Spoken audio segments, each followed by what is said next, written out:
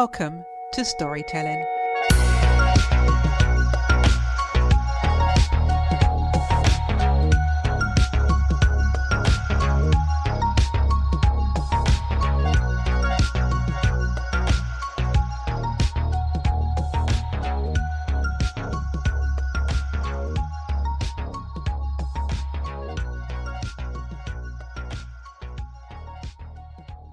This week's guest is a highly experienced paramedic from Houston, Texas, with an impressive 25-year career.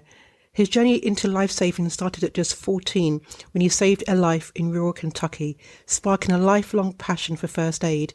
He became one of the youngest paramedics in the country at 19, working in challenging environments, including critical care, helicopters, and diverse emergency units. His academic pursuits led to 2 master's degrees and a Ph.D. in human development. His research explores paramedic-bystander conflict and decision-making under stress. He's authored books and co-authored groundbreaking work on hypnosis in emergency medicine. Currently, he's an Institute for Social Innovation Research Fellow and an educator, teacher, university-level courses, and hosting a podcast. Please welcome Bram Duffee. Hello, Bram, and welcome to the podcast. Hey, thank you so much for inviting me. Nice to meet you and be here with you today. Bram, your book, Hypnotic Communication in Emergency Medical Settings. Why was there a need to produce this book? I've been a paramedic for a long time, and what I've noticed is that as a paramedic who works on an ambulance, we are very focused on the medical aspects of care. But when it comes to actually how to communicate with people in a way that's the correct way to talk to someone during a crisis, we're not really trained as paramedics on that so much. I mean, we get taught about the simple things like you should help someone be calm and reassure them, but the actual nitty-gritty of what to say and what to do has just not been there until now. And so that's one of the big gaps that our book fills. Can you provide an example of an experience where the hypnotic communication would have come really handy? I know, right? And that's one of the things that throws folks about our book is that we are actually talking about hypnosis. And what's going on is that we've been able to put together the research and understanding and our experience between myself and my co-author, 4 Arrows.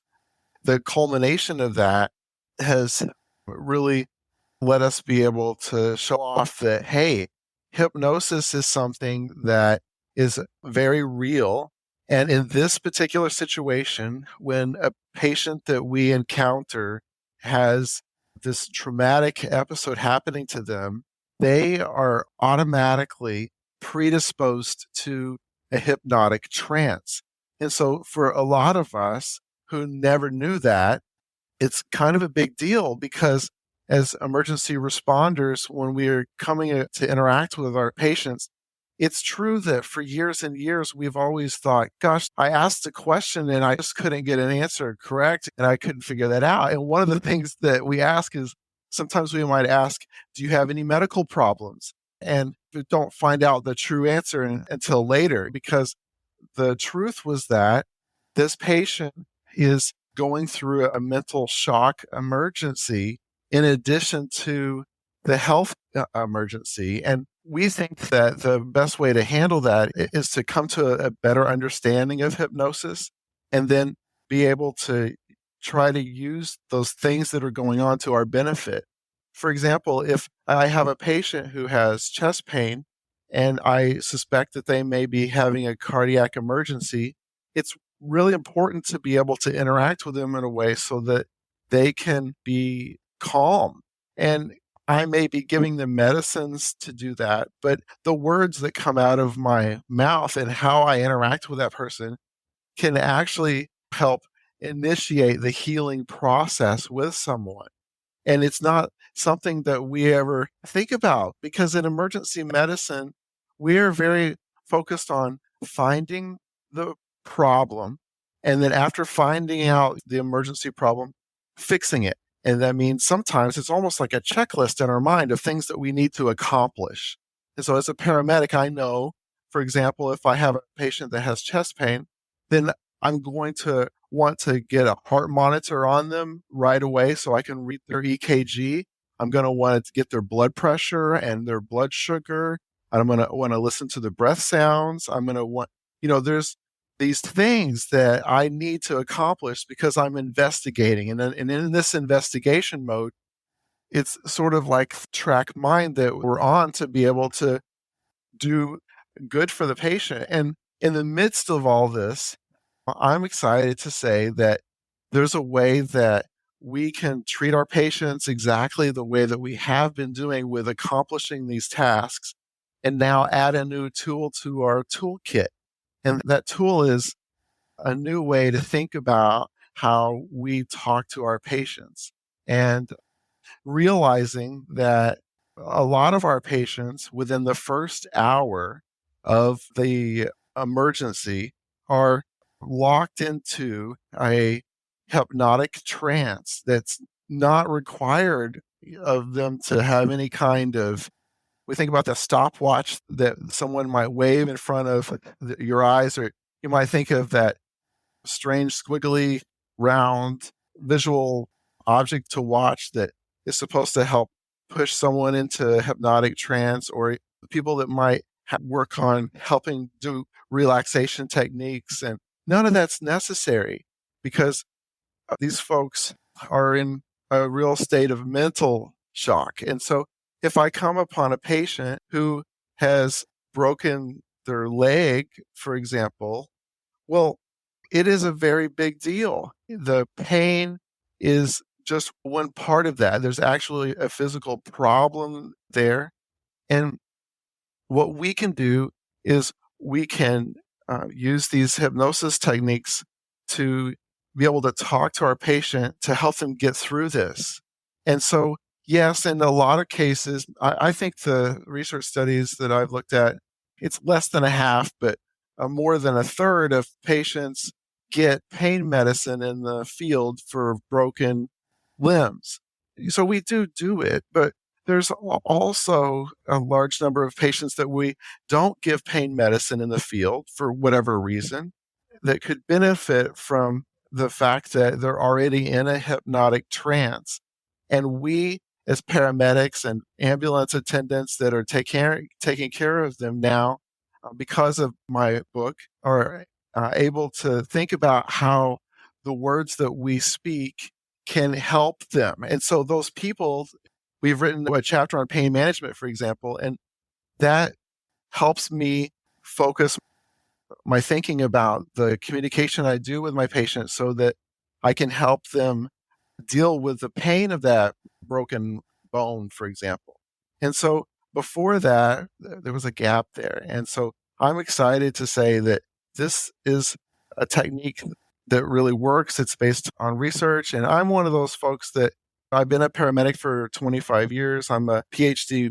researcher, and I have a lot of skepticism in even the word hypnosis. But when you really get down to the facts and get down to looking at the research and getting down to looking at the cause and effect, this stuff is real. And so because of that, I'm excited to be one of the people who stands on the stage saying that we have a different way to interact with people. It's now a matter of helping them get through the situation that's horrible that they're facing.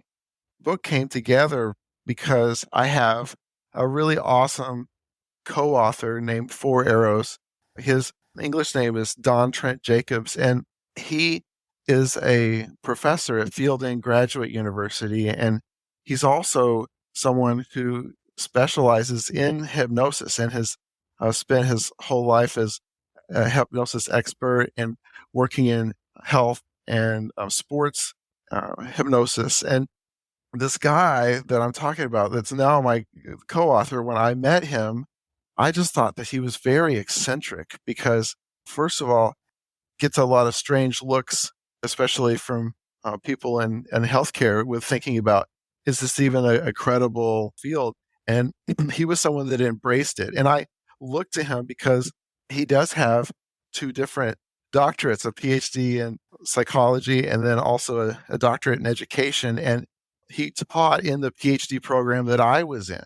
And so it was really interesting that I never took a class from him. But even though I didn't actually take a class from him ever, I spent a whole lot of time talking to him and interacting with him. And it was through this connection that helped me understand that and see that the research that I was doing on communication and conflict, which was really the kind of research that I did looking at how people on the ambulance interact with folks so that they can help the patient the best way and deal with sometimes the conflicts that happen. And one of the conflicts that might happen would be, for example, I'm trying to talk a patient into going to the hospital, and the conflict is that I know they desperately need to go and they don't want to go. So that's a conflict. And so I'm a person that's studying those kinds of conflicts, meeting someone who specializes in hypnosis and is telling me, hey, these folks that you're trying to convince of something, they're actually in a particular mindset that you have to consider. And so all of this is revolutionary, what we're doing, because it really, for the first time, gives us healing words to use with our patients. And there is dead space time sometimes when we're just waiting on something or we're riding in the ambulance with them. And that time can be used to communicate positive things that help them, and knowing that they're in a lot of times in a hypnotic trance. We're talking about targeted communication with patients. Can you give us an example, just so we have it in context, of what your experience was like prior to you using these hypnotic techniques? Yes. Okay. When I was early on working as a paramedic, one of the things that happened to me was that I encountered a patient who was in a really bad predicament because they had broken their femur. And so that's the long bone in the upper leg. They'd broken their femur. And it was because they had been thrown from a horse. And after being thrown from a horse and in pain, he didn't move at all. He stayed where he was at, which was in this really dusty horse track area. And so what happens in patients who are experiencing a femur fracture like that is that the bone is not together anymore. And when you have a broken bone that's not together anymore, those ends of the bone that aren't together are sort of like glass, like shards of glass that cut into everything else that's in the area. So what's going on is that when you have a broken bone in your femur, the muscles are pulling tight like they normally do without any structure being there. The ends of those bones that are broken are digging into your muscles, and it's just incredibly painful. And the very best way that we can help someone who has a midline femur fracture like that is the best way is for us to pull it out and keep it out. So what we do is it sounds very painful. It is painful. Yeah. So what we do is we put a traction splint on someone, and that traction splint basically means that it applies traction to pull that bone apart. And so when we apply this traction splint, it's a very scary thing to the patient because we're telling them that we're going to put this apparatus on them that's going to connect their hip and their ankle, and then we're going to crank on it and pull their leg apart so it doesn't hurt so bad anymore. And for someone who's experiencing 10 out of 10 pain, it's really hard to convince them that this is going to be anything but anything positive for them at all. And so before I use these hypnotic communication techniques, what I would do in this case is I would basically tell the patient how it's going to be. I might even be mean about it. I might say, look, buddy, you're in this spot here. I'm here to fix you. You just need to lay there and let me do my job. Now, it sounds like sort of harsh to say things like that, but when you're in an emergency situation and you're actually trying to fix someone, and then at the same time, you've never been taught how to use communication techniques to make the situation better, then it's kind of horrible. So now this poor patient has got someone speaking harshly to them of this is how it's going to be kind of talk, instead of the alternative now. So I'm telling you that 15 years later, if I had that same patient, I could have a totally different way of communicating with them. And I actually did, now that I think about it, when we're talking, is I had a patient who was hanging Christmas lights at his house from his roof, and he fell from the roof and he broke his femur. I don't know. The reason that I mentioned this is just because I'm thinking about how I did have another patient with the same injury. It happened a different way.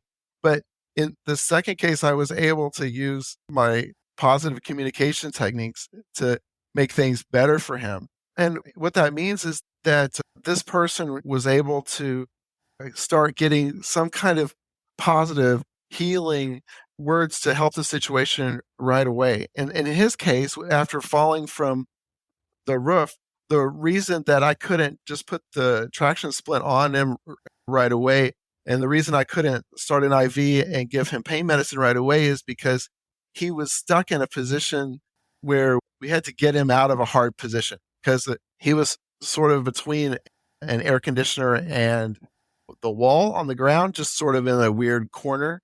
So sometimes we just get into positions where, gosh, I would love to give this patient pain medicine, but it's not possible because of the situation that they're in. And so at least now, until we can get the pain medicine to them, we do have techniques to use to communicate.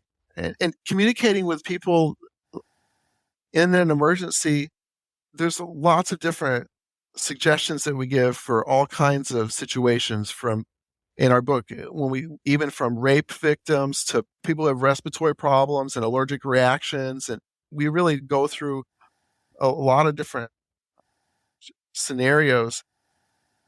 Some of the overarching concepts that we push for is that we want the patient to get positive healing types of communication from you. So staying positive is one thing. And another thing is working to protect that patient and everything that they're hearing, because we know that they're in a hypnotic trance and we know that they are vulnerable right then.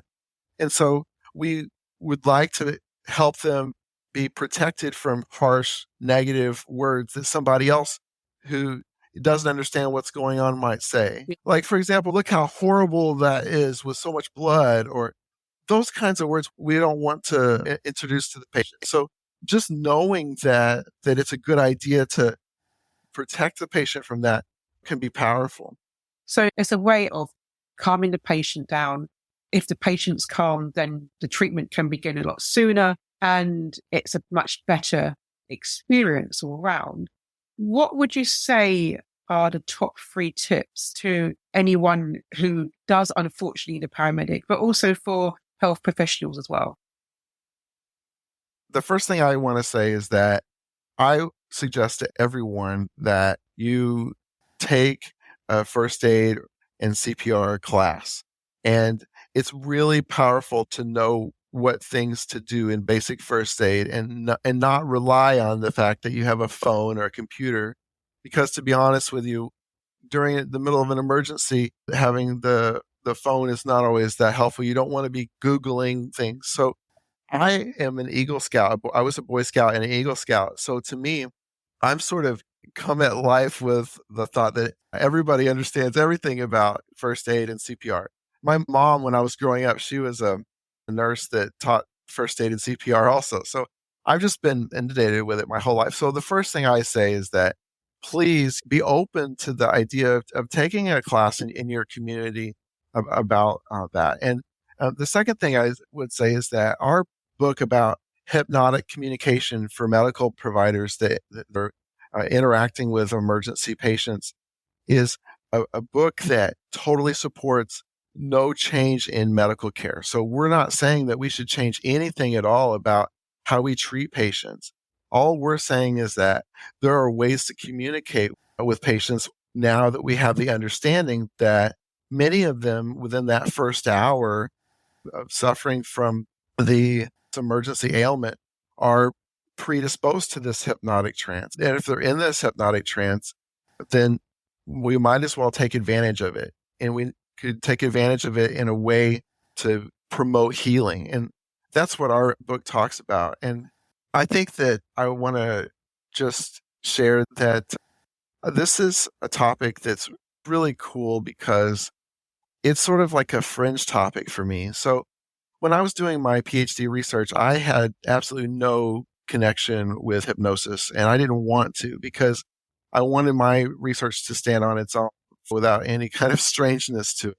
Spent about 10 years. I've read over 250 books on hypnosis, and I've been able to be at a place where I am a researcher, but I'm sort of like, think that it's hard for me to imagine myself as an expert on hypnosis. And because I think that there are people who practice hypnosis out there in a different kind of special way. But for this particular area, I just want to say to folks that the research really is out there. And so back in the 1940s, there were research studies that were being done on hypnosis and medicine. And really what happened was that when we got to be able to do research on the brain that looked at PET scans, PET scans, those scans help us in cancer research and they help us look at the brain in different ways. So, for example, there are research studies that we cite in our book that show off how they use these scans to look at the glucose that's in the brain and how the glucose is being used. And they are definitely able to see in research that a patient's brain in hypnosis looks incredibly different than a patient's brain that's not in hypnosis. So these kinds of things help us see that there is physical proof to base the fact that there is something physical that these words do to us. And isn't that really special, though? Because you have words that are creating a healing process. So I just want to mention that my book is able to pull together this research. And the other thing is that the actual healing properties of the hypnotic words can be really special, but they're not something that you are doing to someone. So that would be the third thing that I just want to highlight, is because when hypnosis is used, it's a partnership between you and the other person. So if someone is, quote, hypnotizing me, they're doing it because I let them. It's sort of not a thing where you are exerting control over someone. It's based on trust. It's trust. Yeah. So this means that what we do as paramedics is we interact with that person by first greeting them in a way and interacting with them in a way so that we can build credibility and confidence, and we can give a rapport to that patient to hold on to. And so it's not like we walk in and we say, "Stop bleeding, I command you." Yeah. But instead it's all about the connection with the person so that it's a working together process. Bram, I think your book is absolutely fascinating, and I really appreciate the time taken to discuss your book with us today. I just want to say thank you so much for being a guest on this podcast. I've loved it. If you would like further details about Bram and to order a copy of his book, then please follow links in the show notes.